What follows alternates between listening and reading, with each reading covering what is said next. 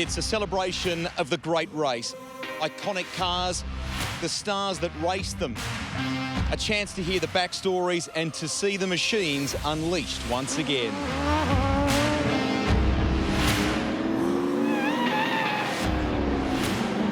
It really does bring back some great memories. Hi everybody, Greg Rust with you here at Hampton Downs for the New Zealand Festival of Motor Racing, the second annual Legends of Bathurst. Over time, the Kiwis have made a huge mark at the mountain, both behind the wheel and in the pit lane. And today's show is very much about recognising that. Kiwis have such an unbelievable heritage of motorsport. I mean, Bathurst to the Kiwis is as well regarded as it is to Aussies. And proof is in the pudding. The last 2 years, we've had Kiwis battling for the championship over there and winning. Well, the Kiwis are just an amazing race of people. Motor racing all around the world, it's full of Kiwis, full of Aussies too, but Kiwis, there's not that many of them. So to come to a meeting like this is just fantastic. The people are so friendly and they know so much about history of the sport, which is not always the case in Australia. I think the whole motorsport scene here, there's some fantastic cars here, a lot of great people. The enthusiasm of the people here. In Bathurst, there's something special with people, but you don't get the everyday race meetings with people with this much enthusiasm. Talking to everyone that's here today, they're all enthusiasts. They're here because they love motor racing and they love the eras of the cars that are here, and they have good memories. Bathurst has always been held in such high regard by New Zealanders, hasn't it? Let's face it, it's the only mountain track that's still running, and the challenge is immense. For me, it was a tough one because at the end of my career, but I always enjoyed going there, and look, maybe one day I'll go back and have a little tour around in something. I've done over 1,100 races, so I've done a lot of races. I don't get nervous anymore, but at Bathurst I always have a degree of trepidation. Risk versus rewards very high. I absolutely love doing it. Well, it's not only Bathurst, I think all the older cars now, they've come a long way. It's just great to see that people appreciate the history of where motor racing's come from to where it is today. And to be at a place like this and see the facilities that are available is absolutely amazing. And the fact is that Dick Johnson's here, and Steve and me and Bowie and all the guys. And of course Paul Radisich and Charlie O'Brien. They're old names, but some still racing and some retired. But it's terrific to come back because it's just good fun. Everyone's happy. There's no misdemeanours take place. It's a fantastic weekend. Pete had the M3 there and it was a great opportunity to have a drive of that.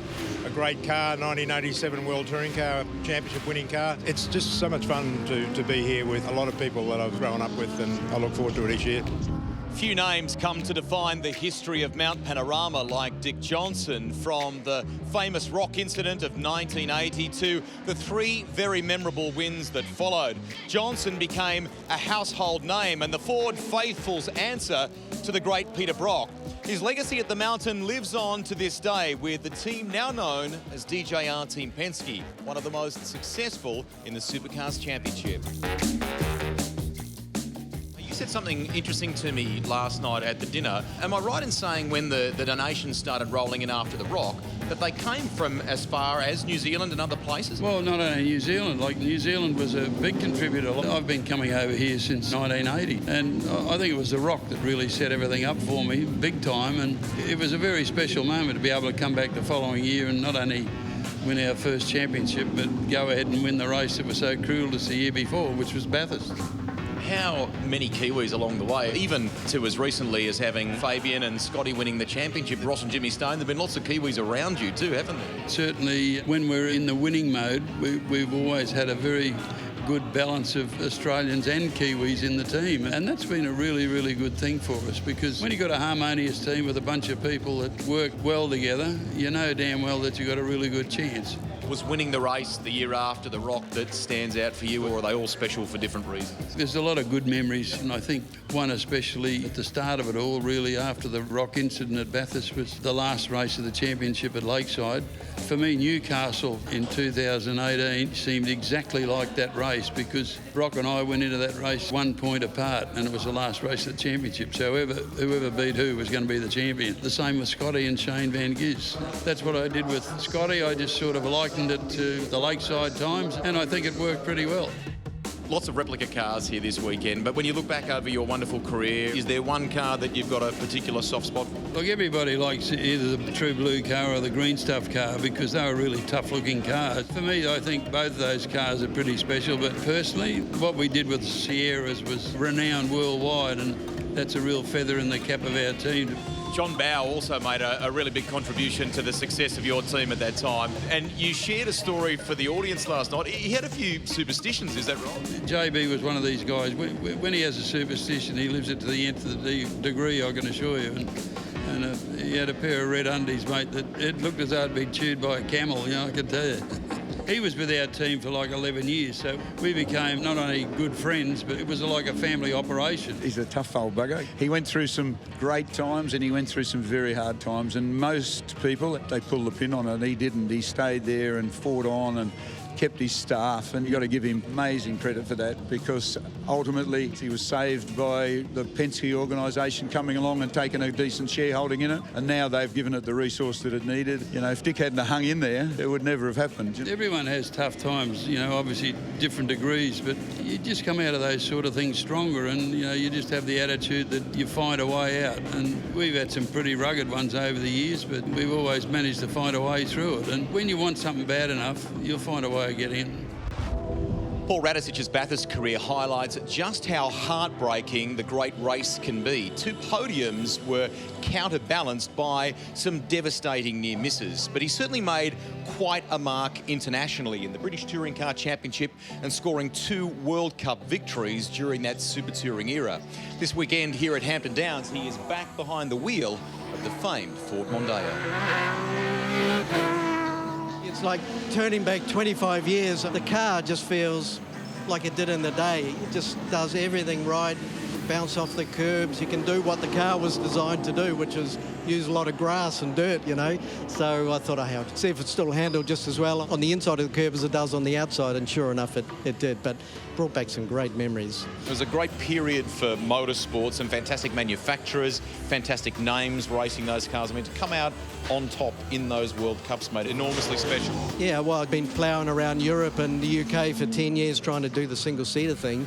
It didn't really work, and all of a sudden, with the help of Dick Johnson, Peter Brock, Bill Bryce and a lot of other people got me my break, because Andy Rouse drove with Peter Brock. I stepped aside and raced with Bradley Jones. Andy and I struck up a really good relationship, and then when he got the Mondeo deal, it was like, what driver are you going to have? And he said, well, why don't we give Radisich a go? He's pretty cheap. So that's how it all sort of came about. And also Alan Gale was in there as well. When the stars align, it all aligns, but trying to get them aligned was a 15-year experience. Talk about stars aligning.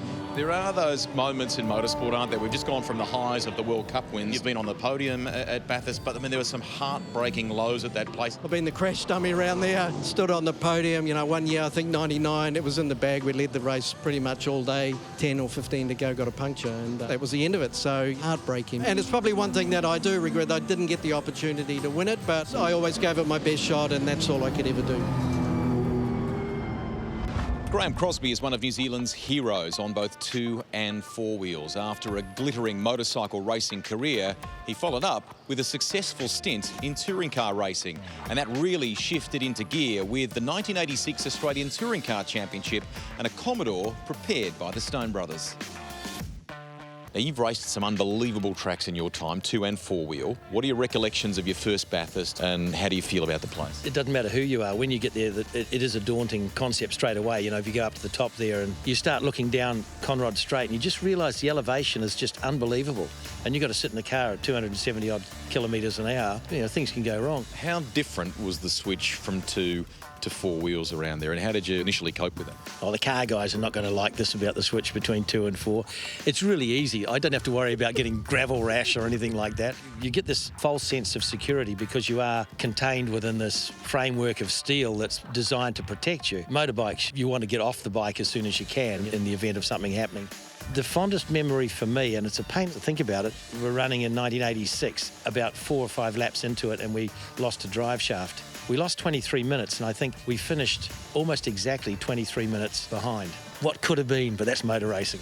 We switch here at Hampton Downs to two wheels. Are you looking forward to Motorfest again? I am. The interesting thing this time is that Tony Quinn's really got in behind this event and is turning it into one of his cornerstone events for Hampton Downs. He's actually got some people that have got contacts to be able to bring bikes that you don't normally see in New Zealand. So this is an opportunity for all those people to come out and touch, smell, feel, listen and just see what it's all about. There's two facets to it. It's the Legends old bikes, but then, of course, the New Zealand Superbike Championship, which is going to be some really, really good racing.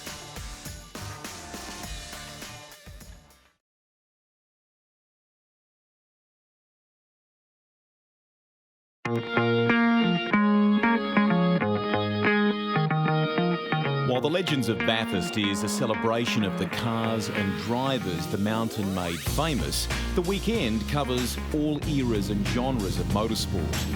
An undoubted highlight for the crowds assembled were the Central Muscle Cars, the action-packed competition from these brute machines, a perfect fit as they, in essence, tip the hat to a legendary period. Cars that inspired so many Kiwis to follow the great race each year and to perhaps make the pilgrimage to the mountain. You hark back to Bathurst and what do people remember? They remember XE Falcons, blue or green ones. Well, we've got a yellow one here. Dino's got his red one. We've got Mustangs, we've got Chargers, we've got Camaros. It hails back to the heydays of Bathurst. This class went over there in 2016, joined with TCM, and boy, did they put on a show. Everyone can relate to these old girls. Everyone's growing up with them, and they're out here going faster than they've ever gone. There's nothing between the first 5 cars, absolutely nothing in it. Look, we're split by tenths of a second. They're old in shape, but they're new underneath, and they put on some pretty close racing. It's all about the cars this weekend, as well as the legends. There's some cars here that you never see. It's just magic to be involved in it, and hats off to the organisers and Quinny for putting on a great event. It's not just tin tops. There were some classic open wheelers as well, machines with a rich history on this side of the ditch, and in some cases, globally. There were some fantastic historic Formula Fords, and a few internationals came down under for the battle. Mike Davidson winning 2 of the 3 races. In Formula Libre, it was an enthralling contest between the unstoppable Kenny Smith, James Watson and Hampton Downs owner Tony Quinn. The iconic cars evoking some great memories. Smith taking yet another trophy. 2 of the pre-65 races involved handicap starts to level the playing field. Andrew Stevenson still made it a clean sweep. The Bathurst All-Comers class features a number of cars born out of a love for the great race. Replicas that in some cases have remarkable attention to detail. The historic touring car category is home to a number of the cars the Legends competed in, with the racing offering a fascinating exchange between Super Tourers and jaw-dropping Group A and Group C touring cars. Up front, it was current Bathurst champ Stephen Richards and Kiwi great Paul Radisich. And the show and shine cruise and lunchtime exhibition laps offered another opportunity, with everything from modern hypercars through to classic cruisers enjoying laps of the Waikato circuit. Among the highlights was the GTHO Falcon John Goss drove at Bathurst in the early 1970s. John Bow given the opportunity to demonstrate the car. You've got to respect people's cars because it's obviously very valuable. The first thought you have is, gee, if I had to do 1,000k in this, whoa, it doesn't have anything much. Doesn't have much grip, doesn't have any brakes to speak of. It's serious production, so essentially it's a well-prepared road car. It's not a replica, it's a real car, and the guy that owns it's a lovely fellow, and he tried to buy it for 15 years, finally bought it all in bits. The guy pulled it to pieces, as happens often, and never put it back together. He then restored it all. It's a different time, and people fondly remember that because they were cars off the showroom, went racing, unlike today, so it's an honour to drive that. The mid-80s saw a seismic shift in touring car racing, with the Australian-developed Group C regulations replaced by a global Group A formula. And there are a couple of cars that really came to define that era. The BMW M3, the Godzilla, the Nissan GTR, and of course, the Ford Sierra RS500 Cosworth. Initially, it was the international teams that led the way with race car development, but as time went on, cars built in this part of the world really set the benchmark. That period, 88, 89, it was the fastest Sierra in the world. And a lot of that you have to give credit to Neil Lowe, who ran the team then, and he was very on top of the electronics. And Dick's always been very interested in engines, so I quite often say to people, I came along when they were about to go well. I just dragged along on his coattails, so I was very fortunate. What we did with Sierras was sort of renowned worldwide, and I think that's a real feather in the cap of our team to be able to get out there and beat the best in the world in a car that they built. What was that machine like to drive, and what was it like around the mountain? It was frightening. What I remember is just hitting the throttle, because there's so much turbo lag, and it depends on where you run the boost, but the higher you run the boost, the more turbo lag you had. So it was a bit like floor it going into the corner and hope like hell the car was straight when it come out of the corner, because the throwback in the seat was just unreal. It was a bit therapeutic, you know, it's like, oh yeah, that power. That era was all about horsepower. Dick's cars, they're up in the 650 horsepower range for that era, and they were short wheelbase, not a lot of rubber on the road, so they were difficult in the dry, but try one in the wet, because at 4,000 revs they probably had 100 horsepower, and at 6,000 revs they had 650, so it all came on so quickly you didn't know whether you were Arthur or Martha. Well, the Sierras first sort of came on board when we had the M3, and of course the M3 had nothing for a Sierra really, to be honest, but initially the Sierras had a small turbo, and that kept giving problems, so we managed to beat them on occasions in the M3. When they got the bigger turbo and more power, we were nowhere. But when we got the GTRs, of course, then we could actually compete with them and beat them most times. But the Sierras were a weapon. They had damn near as much horsepower as the Nissan, but only two-wheel drive. So we in the GTR with four-wheel drive could outlast them. But I think the right decision was made to actually ban the GTR, only because I really believe you would have had to have a GTR to win any race. I think the Group A era was an exciting era with Volvos and Fords and BMWs, and from a driver's point of view, it was super exciting because you didn't know where you were going to be racing next month. It could have been in Japan, could be in Europe. We're delighted to have Stephen Richards back with us at Hampton Downs again this weekend. The reigning Bathurst champion has been reunited with a car from a pivotal time in the early part of his touring car career. What followed was phenomenal success at the mountain. It's not just the cool cars and drivers, a bit of memorabilia here as well. Yeah, well, I mean, this is the suit that I tested with in '98 and at Bathurst. So dragged it out of the cupboard. I keep all my suits, so it's really nice. The signature on the car is pretty cool. What are your memories of that year?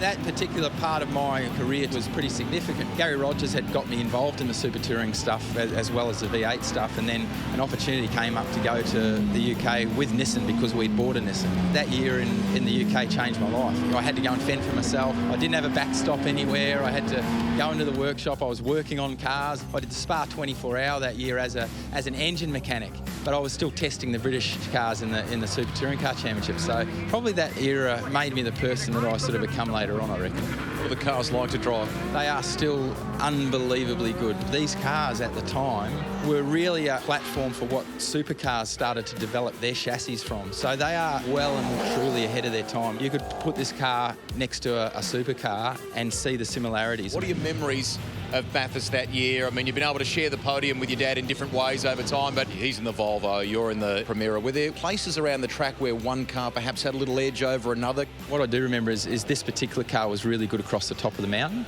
and the Volvo definitely had better slow speed traction. We probably didn't think it would be that close, but it was. I mean, it was a great race. It was like a sprint race the whole time. But as soon as your time came, you got out and another sprint race started, with the next driver. I don't think any paint was swapped at all. It was just great racing, but intense the whole way. To do it with your old man, looking back now, to have that sort of milestone in your life is really, really cool.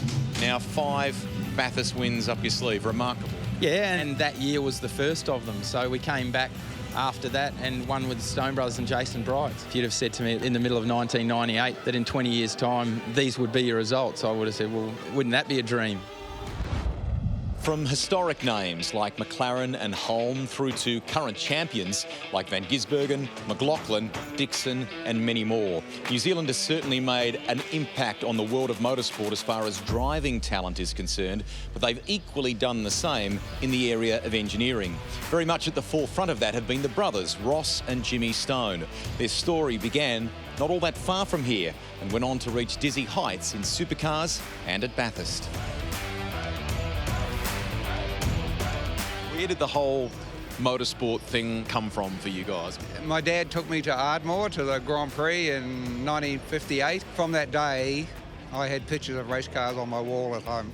To begin with, touring cars weren't on the radar, were they? No, absolutely. I mean, you know, to me, a touring car, it wasn't a race car. Race cars didn't have roofs. But if I wanted to be part of motorsport anymore, I had to accept that Tim Tops were the way to go and haven't turned back. The list of drivers that have come through and worked with you is super impressive. We had a bit of a laugh with Graham Crosby last night because probably the touring car journey started to shift into gear with Cros, and there were some funny moments with him, weren't there? Yeah, there was. Some of my happiest and most memorable times have been with Cros. He's just that sort of personality and unbelievably talented, you know. Ross is very, very serious, and Jimmie's serious as well. I think we agreed to meet in the middle a bit. I was sort of a bit cavalier, I think, but having him around and guiding me through those early years was probably something that somebody would, lose an eye tooth for. It was really good. To win at the Mountain in 98, lots of different things happened that day. The whole weekend was quite a story. We knew we had a good car all weekend, but we couldn't show it. We always seemed to get traffic at the wrong time and a bit of frustration from Bright when he crashed quite badly in the last session before qualifying. The engine came loose in the chassis and it was a big crash, and we got it going for the last few minutes of qualifying and qualified 15th. And then we had a strategy that if we thought if we could run by ourselves, we'd be competitive, and we pitted early, virtually led the race most of the day. I could see at the back end of 97 and then the start of 98 when I was in the UK that their cars were going well and Bridie was doing a good job. It's the same as virtually any driving role I've ever had. I get on the phone and ask a question. I was speaking to Ross, and Ross said, yeah, for sure, we'd be interested. And then the next minute rolled up for the Sandown 500. I couldn't believe how good the engine was. I thought, how the whole weekend rolled with the team. They had really good people involved there. It was a family. Ross and Jimmie, as much as they're great racing people, they're fantastic people as well. So it was a pretty easy decision and turned out as a fairy tale. Winning it in those days, it was $100,000 to win it. Made a massive difference to our budget and helped us get prepared better for the future. So many achievements. Is there one that you're perhaps most proud of? Yeah, I think the 2003 championship was the highlight of the year. We dominated the year. Unfortunately, it was a night that we couldn't celebrate because we were in the steward's office all night fighting in Ingles. I don't know whether you were there. Ingle Scaife little incident, but we led the series most of the year. Scaife up to then was the superstar in Australia, and he almost couldn't believe that we were going to knock him off. To put it all together, just a good combination, good people in the team, and it paid dividends. It all worked well. That takes us out for this edition of the Legends of Bathurst here at Hampton Downs. We certainly hope you've enjoyed it. A big thanks to all the owners of some of these iconic cars, and of course the legends that raced them, that made the trip over to New Zealand to share their memories. A reminder that there are lots of great events coming up here, so keep an eye on the website and the Facebook page for details. I'm Greg Rust. We'll catch you next time. Bye for now.